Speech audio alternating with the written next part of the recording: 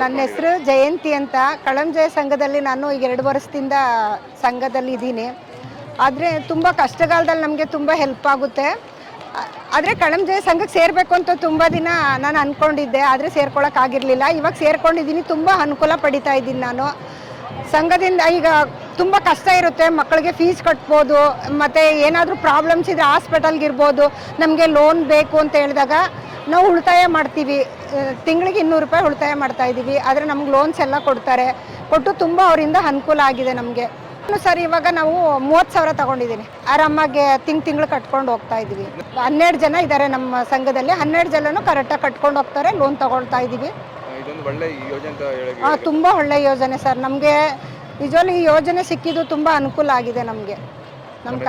ನನ್ನ ಹೆಸರು ಜಯಂತಿ. ನನ್ನ ಹೆಸರು ನಾಗರತ್ನ ಅಂತೇಳಿ. ನಮ್ಮ ಸಂಘದ ಹೆಸರು ಮಾತೃ ಕಳಂಜಯಂ ಸಂಘ ಅಂತೇಳಿ. ಮಾಡಿರೋದು 3 ವರ್ಷ ಆಗಿದೆ. ಲೋನ್ಗಳು ಚೆನ್ನಾಗಿ ಸಿಗ್ತಾ ಇದೆ.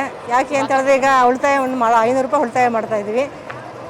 ಫಸ್ಟು ಸ್ಟಾರ್ಟಿಂಗ್ 10,000ದಿಂದ ಸಾಲ ಕೊಟ್ಟರು, ಮತ್ತು ಇವಾಗ 50,000ದಿಂದ 75,000ವರೆಗೂ ಸಾಲ ತೊಗೊಳ್ತಾ ಇದ್ದೀವಿ. ಎಲ್ಲರೂ ಮೆಂಬರ್ಸ್ ಎಲ್ಲ ಕರೆಕ್ಟಾಗಿ ಕಟ್ತಾ ಇದ್ದಾರೆ. ತುಂಬ ಚೆನ್ನಾಗಿ ನಡೀತಾ ಇದೆ ಸಂಘ. ಇದರಿಂದ ಕಳಂಜಯಮಿಂದ ಮತ್ತು ಹೆಲ್ತ್ ಇನ್ಶೂರೆನ್ಸ್ ಎಲ್ಲ ಮಾಡ್ಕೊಡ್ತಿದ್ದಾರೆ. ಆರೋಗ್ಯದ ಬಗ್ಗೆ ಎಲ್ಲ ಚೆನ್ನಾಗಿ ಗಮನ ಕೊಡ್ತಿದ್ದಾರೆ.